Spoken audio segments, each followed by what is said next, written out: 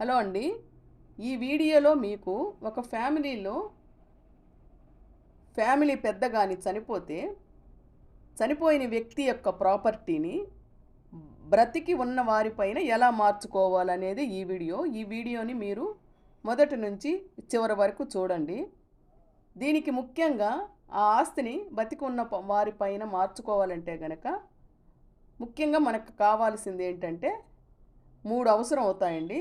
Death certificate, legal heir certificate. So, ముందు మనకి మొట్టమొదటిగా కావాల్సింది డెత్ సర్టిఫికేటు. డెత్ సర్టిఫికేట్ అంటే ఏంటంటే మరణ ధృవీకరణ పత్రం. ఇది మనం ఒక వ్యక్తి చనిపోయిన తర్వాత 21 రోజు లోపల మనం మున్సిపాలిటీల్లో గానీ, గ్రామ పంచాయతీల్లో గానీ అప్లై చేసుకోవాలి. ఇది వాళ్ళు మ్యాక్సిమం 7 డేస్ లోపు కానీ, 21 డేస్ లోపు గానీ, వాళ్ళకి ఏదైనా పనుల భారం వల్ల వెరిఫికేషన్